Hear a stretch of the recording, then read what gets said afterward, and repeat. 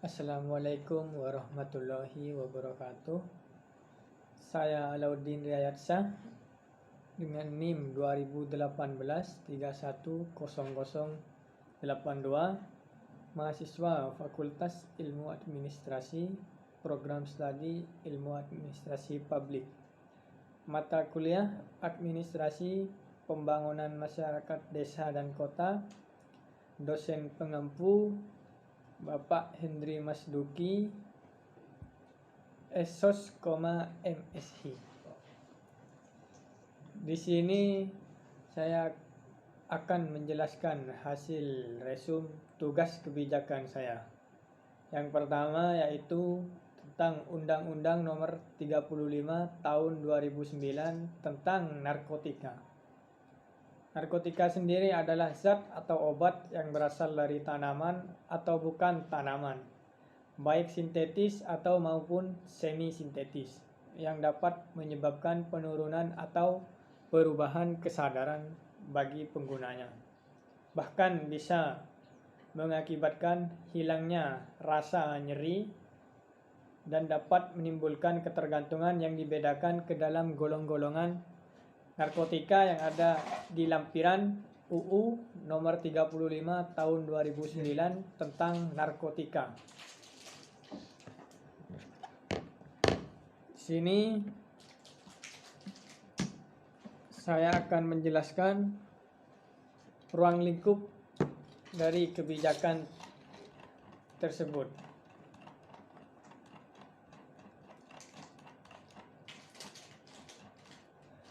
Ruang lingkupnya terdapat pada pasal 5 yang isinya pengaturan narkotika dalam undang-undang ini meliputi segala bentuk kegiatan atau perbuatan yang berhubungan dengan narkotika dan prekursor narkotika.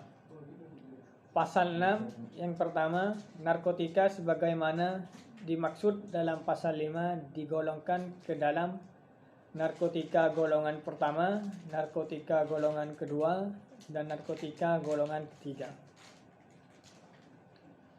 Biji nomor 2, pergolongan narkotika sebagaimana dimaksud pada ayat 1 untuk pertama kalinya ditetapkan sebagaimana tercantum dalam lampiran 1 dan merupakan bagian yang tak terpisahkan dari undang-undang ini. Biji yang nomor 3, ketentuan mengenai perubahan penggolongan narkotika sebagaimana dimaksud pada ayat 2 diatur dengan peraturan menteri. Pasal 7, narkotika hanya dapat digunakan untuk kepentingan pelayanan kesehatan atau pengembangan ilmu pengetahuan dan teknologi. Pasal 8, narkotika golongan 1 dilarang digunakan untuk kepentingan pelayanan kesehatan. Dalam jumlah terbatas, narkotika golongan 1 dapat digunakan untuk kepentingan pengembangan ilmu pengetahuan dan teknologi untuk reagensia diagnostik, serta reagensia laboratorium setelah mendapatkan persetujuan Menteri atas rekomendasi Kepala Badan Pengawas Obat dan Makanan. Kolom yang nomor 2 yaitu arah dan tujuan kebijakan. Di sini dijelaskan tujuan dari kebijakan tersebut terdapat dalam pasal 2 yang isinya Undang-Undang tentang Narkotika berdasarkan Pancasila dan Undang-Undang Dasar Negara Republik tahun 1945. Pasal 3, Undang-Undang tentang Narkotika diselenggarakan berdasarkan yang pertama, keadilan, pengayoman, kemanusiaan, ketertiban, perlindungan, keamanan, nilai-nilai ilmiah, dan kepastian hukum. Pasal 4, Undang-Undang tentang Narkotika bertujuan yang pertama, menjamin ketersediaan narkotika untuk kepentingan pelayanan kesehatan atau pengembangan ilmu pengetahuan dan teknologi. Yang kedua, mencegah, melindungi, dan menyelamatkan bangsa Indonesia dari penyalahgunaan narkotika. Yang ketiga, memberantas peredaran gelap narkotika dan prekursor narkotika. Yang terakhir, isi dari pasal 4 yaitu menjamin pengaturan upaya rehabilitasi medis dan sosial bagi penyalahguna dan pecandu narkotika. Kolom yang nomor 3 di sini menjelaskan dampak kebijakan dalam penanganan kasus narkotika. Bagian ke-1 itu ada pengobatan yang terdapat dalam pasal 53 yang ada 3 nomor di dalamnya. Yang pertama, untuk kepentingan pengobatan dan berdasarkan indikasi medis, dokter dapat memberikan narkotika golongan 2 atau golongan 3 dalam jumlah terbatas dan sediaan tertentu kepada pasien dengan ketentuan peraturan perundang-undangan. 2. Pasien sebagaimana dimaksud pada ayat 1 dapat memiliki, menyimpan, atau membawa narkotika untuk dirinya sendiri. Pasien sebagaimana dimaksud pada ayat 2 harus mempunyai bukti yang sah bahwa narkotika yang dimiliki disimpan dan dibawa untuk digunakan secara sah sesuai ketentuan peraturan perundang-undangan. Bagian kedua yaitu rehabilitasi yang terdapat dalam pasal 54. Isinya pecandu narkotika dan korban penyalahgunaan narkotika wajib menjalani rehabilitasi medis dan rehabilitasi sosial. Pasal 56 yang pertama itu rehabilitasi medis pecandu narkotika dilakukan di rumah sakit yang ditunjuk oleh menteri. Yang nomor 2, lembaga rehabilitasi tertentu yang diselenggarakan oleh instansi, pemerintah atau masyarakat dapat melakukan rehabilitasi medis pecandu narkotika setelah mendapat persetujuan menteri. Pasal 57, selain melalui pengobatan dan rehabilitasi medis, penyembuhan pecandu narkotika dapat diselenggarakan oleh instansi pemerintah atau masyarakat melalui pendekatan keagamaan dan tradisional. Pasal 58, rehabilitasi sosial mantan pecandu narkotika diselenggarakan baik oleh instansi pemerintah maupun oleh masyarakat. Pasal 59 ada 2 isi. Yang pertama, pelaksanaan ketentuan sebagaimana dimaksud dalam pasal 56 dan pasal 57 yang diatur oleh peraturan menteri. Yang nomor 2, pelaksanaan ketentuan sebagaimana dimaksud dalam pasal 58 diatur dengan peraturan menteri yang menyelenggarakan urusan pemerintah di bidang sosial. Topik kebijakan yang nomor 2 yaitu tentang UU nomor 13 tahun 2011 tentang penanganan fakir miskin. UU nomor 13 tahun 2011 tentang penanganan fakir miskin disahkan oleh Presiden Susilo Bambang Yudhoyono pada tanggal 18 Agustus 2011. Undang-Undang Nomor 13 Tahun 2011 tentang penanganan fakir miskin diundangkan dan diberlakukan oleh Patrialis Akbar, Menteri Hukum dan Hak Asasi Manusia Republik Indonesia dalam Lembaran Negara Republik Indonesia tahun 2011 nomor 83 dan penjelasan atas Undang-Undang Nomor 13 Tahun 2011 tentang penanganan fakir miskin dalam tambahan Lembaran Negara Republik Indonesia nomor 5235 pada tanggal 18 Agustus 2011 di Jakarta. Langsung saja kolom yang pertama yaitu ruang lingkup kebijakan.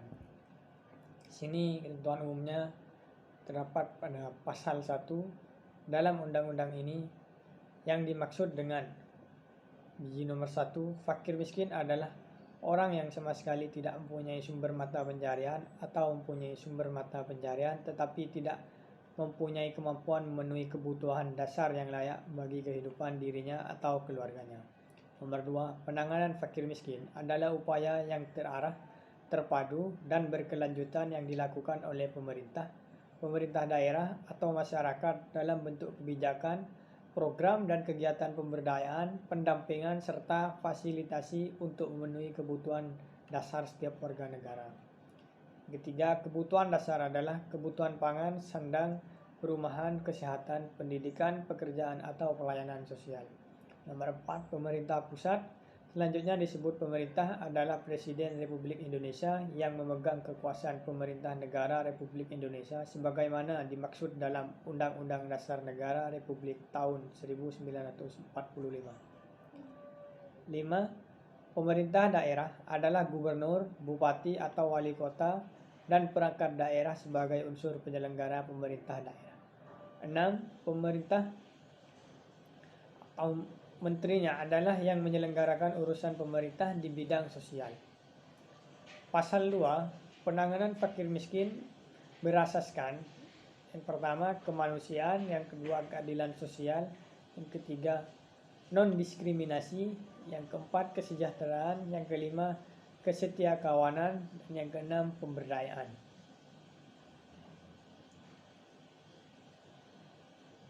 Hak dan tanggung jawab terdapat dalam pasal 3. Fakir miskin berhak yang pertama memperoleh kecukupan pangan, sandang, dan perumahan.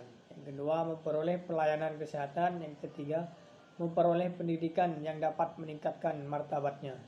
Yang keempat mendapatkan perlindungan sosial dalam membangun, mengembangkan, dan memberdayakan diri dan keluarganya sesuai dengan karakter budayanya. Yang kelima, mendapatkan pelayanan sosial melalui jaminan sosial, pemberdayaan sosial, rehabilitasi sosial dalam membangun, mengembangkan, serta memberdayakan diri dan keluarganya. Yang keenam, memperoleh derajat kehidupan yang layak. Yang ketujuh, memperoleh lingkungan hidup yang sehat. Yang kedelapan, meningkatkan kondisi kesejahteraan yang berkesinambungan. Yang ke-9, memperoleh pekerjaan dan kesempatan berusaha. Pasal 4, fakir miskin bertanggung jawab. Yang pertama, menjaga diri dan keluarganya dari perbuatan yang merusak kesehatan, kehidupan sosial, dan ekonominya. Yang kedua, meningkatkan kepedulian dan ketahanan sosial dalam bermasyarakat. Yang ketiga, memberdayakan dirinya agar mandiri dan meningkatkan taraf kesejahteraan serta berpartisipasi dalam upaya penanganan kemiskinan. Yang keempat, berusaha dan bekerja sesuai dengan kemampuan bagi yang mempunyai potensi. Kolom yang nomor 2 yaitu arah dan tujuan kebijakan. Sini ada koordinasi dan pengawasan. Bagian ke-1 koordinasi terdapat dalam pasal 39. Yang pertama, Menteri mengkoordinasikan pelaksanaan penanganan fakir miskin pada tingkat nasional. Yang kedua, Gubernur mengkoordinasikan pelaksanaan penanganan fakir miskin pada tingkat provinsi. Yang ketiga, Bupati atau Wali Kota mengkoordinasikan pelaksanaan penanganan fakir miskin pada tingkat kabupaten atau kota. Bagian kedua, pengawasan, terdapat dalam pasal 40. Yang nomor 1, pemerintah dan pemerintah daerah sesuai dengan kewenangannya melakukan pengawasan terhadap penyelenggaraan penanganan fakir miskin. Nomor 2, pengawasan sebagaimana dimaksud pada ayat 1 dilaksanakan sesuai dengan ketentuan peraturan perundang-undangan. Peran serta masyarakat itu terdapat dalam pasal 41 yang isinya masyarakat berperan serta dalam penyelenggaraan dan pengawasan penanganan fakir miskin. Peran serta sebagaimana dimaksud pada ayat 1 dilakukan oleh badan usaha, organisasi kemasyarakatan, perseorangan, keluarga, kelompok, organisasi sosial, yayasan, lembaga swadaya masyarakat, dan organisasi profesi. Nomor 3, pelaku usaha sebagaimana dimaksud pada ayat 2 huruf C berperan serta dalam menyediakan dana pengembangan masyarakat sebagai perwujudan dari tanggung jawab sosial terhadap penanganan fakir miskin. 4, peran serta masyarakat sebagaimana dimaksud pada ayat 1 dilaksanakan sesuai dengan ketentuan peraturan perundang-undangan. Dan kolom yang ketiga di sini dampak kebijakan dalam pembangunan tersebut. Sini dampaknya sudah ditetapkan dalam ketentuan pidana yang terdapat dalam pasal nomor 42 setiap orang yang memalsukan data verifikasi dan validasi sebagaimana dimaksud dalam pasal 11 ayat 3 dipidana dengan pidana penjara paling lama 2 tahun atau denda paling banyak 50 juta rupiah. Pasal 43 nomor 1, setiap orang yang menyalahgunakan dana penanganan fakir miskin sebagaimana dimaksud dalam pasal 38 dipidana dengan pidana penjara paling lama 5 tahun atau denda paling banyak sebanyak 500 juta rupiah. Yang kedua, korporasi yang menyalahgunakan dana penanganan fakir miskin sebagaimana dimaksud dalam pasal 38 dipidana dengan denda paling banyak 750 juta rupiah.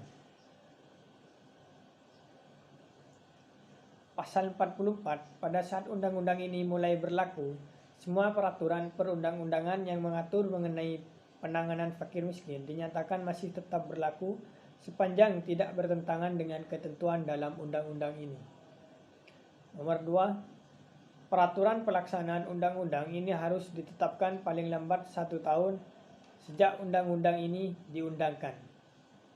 Pasal 45, undang-undang ini mulai berlaku pada tanggal yang diundangkan, agar setiap orang mengetahuinya, memerintahkannya, pengundang-undangan ini dengan penempatannya dalam lembaran negara Republik Indonesia.